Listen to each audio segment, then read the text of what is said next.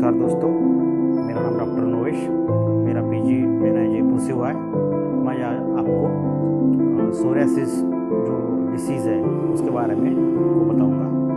ये जो वीडियो है इसके पहले भी मैंने आपको अलग अलग बीमारियों के बारे में बताया है, जैसे कि संधिवात है, आमवात है, सर्वाइकल स्पॉन्डिलोसिस है, लंबर स्पॉन्डिलोसिस है, या फिर सुवर्ण प्राशन का क्या उसमें कब लेना है, कैसे लेना है, सुवर्ण प्राशन का डिटेल दिया था।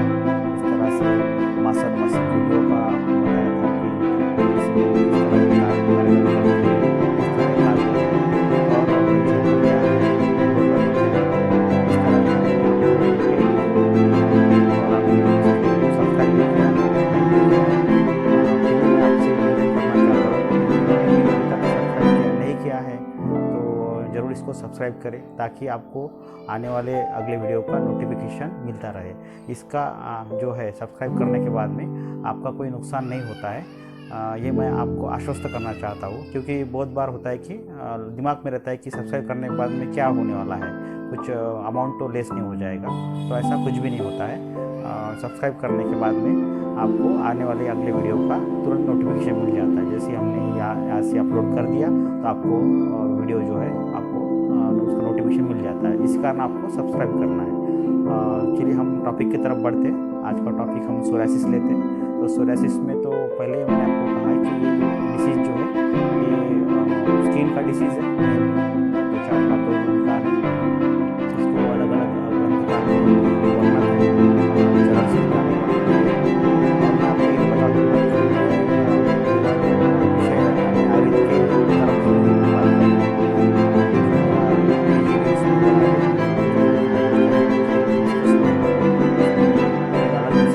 का मेरा डिस्कशन नहीं रहेगा, क्योंकि इसका मैंने जो उपयुक्तता है दवाई की वो देखी है, कारगर क्षमता देखी है, किस तरह से ये कार्य करती है, कैसे कार्य करती है। ये मेरा अब तक का अनुभव है, 10 साल पढ़ाई का और 10 साल प्रैक्टिस का, खुद की प्रैक्टिस का। इस कारण से मैं आपसे बात करता हूँ और उतनी कॉन्फिडेंस से मैं आपको बता सकता हूँ कि ये इसमें क्या क्या रोल हो सकता है आयुर्वेद के ट्रीटमेंट का।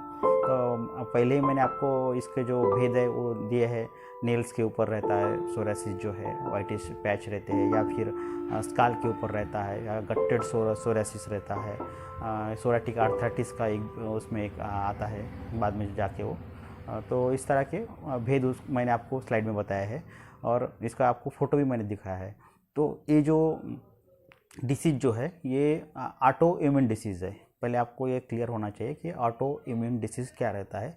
ये कोई छुआछूत वाली बीमारी नहीं है, जिसको एक को हो गया तो फिर वो तुरंत दूसरे को हो जाएगा, ऐसा नहीं है वो।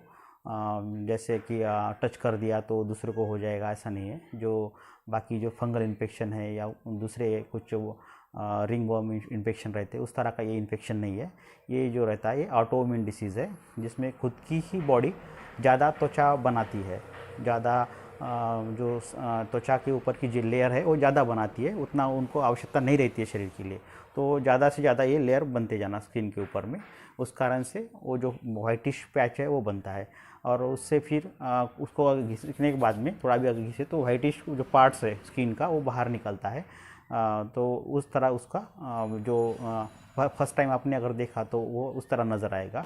और पहले जो रहता है किसी किसी को नेल्स के जो कार है उसके अंदर रहता है, नेल्स के अंदर, किसी को स्काल में रहता है, या फिर किसी को ये जो जॉइंट्स है, कोई भी जॉइंट्स रहा, एंकल जॉइंट, नी जॉइंट रहा, एल्बो रहा, तो कहीं पर भी ये फर्स्ट में दिखाई देता है।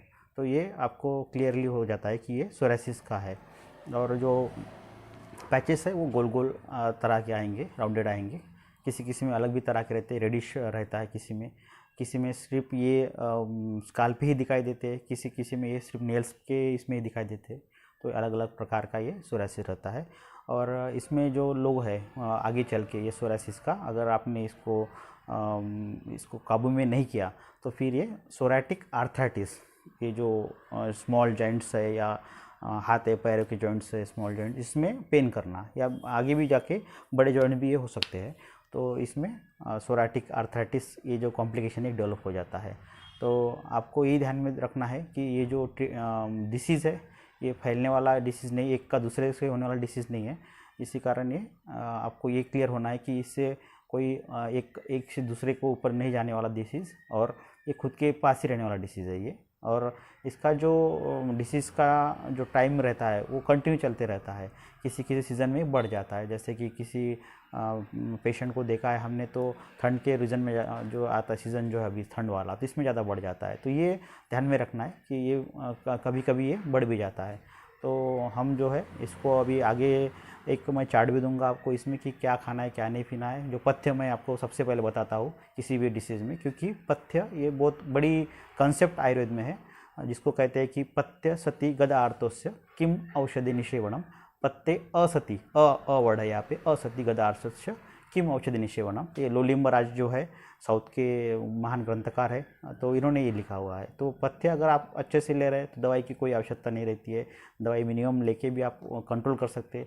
अगर आप अपथ्य ही सेवन कर रहे हैं तो आपको दवाई लेने के भी कुछ लाभ नहीं होगा, उससे कुछ आपको इतना ज़्यादा उसमें इम्प्रूवमेंट नहीं मिलेगा। इसलिए मैं आपको पथ्य के पहले कभी भी डिसीज़ रहा तो उसमें मैं पथ्य ही बताऊँगा आपको। खट्टी चीज़ें ज़्यादा रहती है, नमकीन चीज़ें ज़्यादा रहती है, दही है, अचार है, तो इस तरह के खट्टी चीज़ें टोटली अवॉइड है। और नमकीन चीज़ें बहुत अवॉइड है इसमें, तो चिप्स कुरकुरा जैसे है इस तरह कोई भी नमकीन रहे वो नमकीन मैं अवॉइड बताऊंगा। और मैदा बेसन की चीज़ें मैं अवॉइड बताऊंगा। तो ये लिस्ट आगे मैं आपको इसमें वीडियो के अंत में दिखाऊंगा क्या रहती है। और इसके अगर ट्रीटमेंट की बात करें तो ट्रीटमेंट में आता है कि मेनली पंचकर्म की अगर बात करेंगे तो स्नेहपान करके वमन करना है। तो स्नेहपान में भी महातिक्त घृत का मैं आपको यहाँ पे क्लियरली बता दूंगा कि महातिक्त घृत का पान करके बाद में आप वमन करेंगे। जिमुतक अगर मिल जाता है तो, या वो मदन फल या जिमुतक, तो मैं ये दो प्लांट को आपको फर्स्टली बताऊंगा कि ये दो प्लांट लेके आप वमन करवाना है। तो ये आप अगर कोई अगर इसको रुग्ण देख रहे हैं या फिर इसको नॉन मेडिको देख रहे हैं तो ये आपके नज़दीक के जो फिजिशियन रहते हैं वो डिसाइड करेंगे कि आपको किस जो प्लांट से वमन करवाना है। लेकिन आपको घृतपान करके वमन करवाना है, ये क्लियर है। आपको 5 या 6 दिन तक घृतपान करना है और उसके बाद में आपको वमन करना है। तो ये पूरा सीक्वेंस हो जाता है पंचकर्म का। इसमें आपको वमन के बाद विरेचन भी रहेगा और कुछ टाइम पीरियड के बाद में आपको रक्तमोक्षण भी करना है। तो ये सभी कॉन्सेप्ट क्लियर है कि हमारे पंचकर्म में स्नेहपान करके मीन्स पूर्वकर्म है उसका, मालिश और सेक कर लिया, स्नेहपान कर लिया, उसी शुरुआत में बस्ती भी दे दी एक, और फिर 5 से 6 दिन तक आपको स्नेहपान चलेगा। उसके बाद में आप फिर से आपको स्नेह शोधन करना है और उसके बाद में वमन रहेगा। उसके बाद में आप संसेचन कम करना है लगभग 6 दिन का या 5 दिन का, जिसमें पेया विलेपी अकृतविष कृतविष मांसरस इस तरह से उसको सीक्वेंस में चलाते हैं। उसके बाद में आपको फिर से घृतपान करना है और फिर से विरेचन करवाना है। तो ये आपका सीक्वेंस बना रहेगा कंटिन्यूसली। और आपको ट्रेस फैक्टर जो है इसमें बहुत काम करता है कि आपको ट्रेस फैक्टर वो लेवल नीचे लानी है। ट्रेस ज़्यादा नहीं होना है, आपको चिंता रहता है, चिंताग्रसित जो रहता है उस तरह का भयभीत वाला वातावरण नहीं रहना है। ये भी इसको ट्रिगर फैक्टर है इससे कुछ, तो ये बढ़ जाते हैं। तो ये तो हो गया आपका पंचकर्म का, शोधन थेरेपी का। जो शोधन कहने के बाद में आ गया पंचकर्म का, बाद में कहूँगा मैं विरेचन के लिए, वमन विरेचन, और उसके बाद में मैं जाऊँगा अभी शमन थेरेपी के लिए। तो शमन थेरेपी में आते हैं कुछ प्लांट आते हैं जो प्लांट आपको सेवन करने, कुछ लगाने के लिए भी आता है। पी सोरा जो सोरालिन है, सोरालिया का जो प्लांट है, तो वो भी आप ले सकते हैं इसको। आउटर एप्लीकेशन के लिए भी इसको यूज़ कर सकते हैं, और फिर इनर एप्लीकेशन के लिए भी, जैसे आपने कुछ पंचतीर्थ घृत का पान कर लिया इसमें जो निरंतर चलते रहेगा ये पंचतीर्थ घृत का। भला ये डोजेस इसका कम हो जाएगा। इसकी कैप्सूल भी आती है बाज़ार में, ऐसा नहीं कि घी पी लिया आपने 5 ml 10 ml का, लेकिन इसकी कैप्सूल भी आती है, तो कैप्सूल भी ले सकते हैं। इसमें कुछ सिरप भी आते हैं, सिरप पेट में लेने के लिए, जो ब्लड प्यूरीफायर रहते हैं, जिसमें मंजिष्ठा रहता है, हरिद्रा रहता है, अनंतमूल रहता है, सारीवा रहता है, खदीर रहता है, इस तरह के प्लांट्स रहते हैं। अनंतमूल सारीवा एक ही चीज़ है। तो ये जो है ये कुछ औषधियाँ आती है, कुछ रसकल्प भी आती है इसमें। रसकल्प मीन्स जिसमें पारद के या मरक्यूरी के कुछ बने हुए दवाई है वो भी आती है, रसमानिक के जैसा रहा, तो वो भी उसमें हम यूज़ में लाते हैं। और फिर रक्तपाचक, रसपाचक, इसको भी हम इसमें यूज़ में लाते हैं। तो ये सभी जो चीज़ है आपको ये निरंतर चलने वाला विषय है। आपको ये घबराने का कोई डिसीज़ जो है ये घबराने वाला डिसीज़ नहीं है, भयभीत वाला डिसीज़ नहीं है। आपको हिम्मत से इसको, धैर्य के साथ में इसको इससे जो है लड़ना है, और इससे मिजाज पानी आपको कि कहीं ना कहीं ये डिसीज़ मेरे ऊपर हावी ना हो जाए। आपको तुरंत सलाह लेनी है। वो आपके नज़दीक की फिजिशियन है, उनसे तुरंत सलाह लेके और उनकी जो दवाई है ये आपको कंटिन्यू करनी है। और ये डोजेज जो है ये आपका भला ही शुरुआत में ज़्यादा रह सकते हैं दवाई के, बाद में ये धीरे धीरे कम होते जाते हैं दवाई के डोजेस। तो ये जो डिसीज़ है मैं आपको एकदम फिर से एक बार कह देता हूँ कि ये ऑटो इम्यून डिसीज़ है। ये कोई छुआछूत वाला विषय नहीं है, या किसी को कोई ने पाप कर दिया तो उसको हो गया, ऐसा नहीं है। ये ऑटो इम्यून डिसीज़ के कारण में, जिसको कहते हैं कि खुद की बॉडी खुद ही ज़्यादा स्किन बनाती है, त्वचा बनाती है, उसको उस तरह से उसको जो कमांड मिल जाती है, गलत कमांड मिल जाती है उस कारण से। तो ये ऑटोइम्यून के कारण में इसको आप निरंतर शोधन करते रहिए। वासंतिक वमन आपने सुना ही होगा, वसंत ऋतु में वमन करवाना, तो वमन आप कभी भी करवा दीजिए। ऐसा कोई वसंत ऋतु ही देखना है ऐसा भी नहीं है। जिस तरह से एग्रीवेटेड आपके सिम्टम्स है उस तरह से आप कभी भी वमन कर सकते हैं। मॉर्निंग में आपको 6-7 बजे के आसपास में वमन करवाना है अच्छे प्रैक्टिशनर की तरफ जाके। तो आपको ये अगर वीडियो अच्छा लगा तो इसको आप लाइक करें, शेयर करें, कमेंट्स में लिखिए, कुछ आपको अगर डाउट्स है तो वो पूछिए, और इसको आप सब्सक्राइब जरूर कीजिए। जय हिंद, जय आयुर्वेद।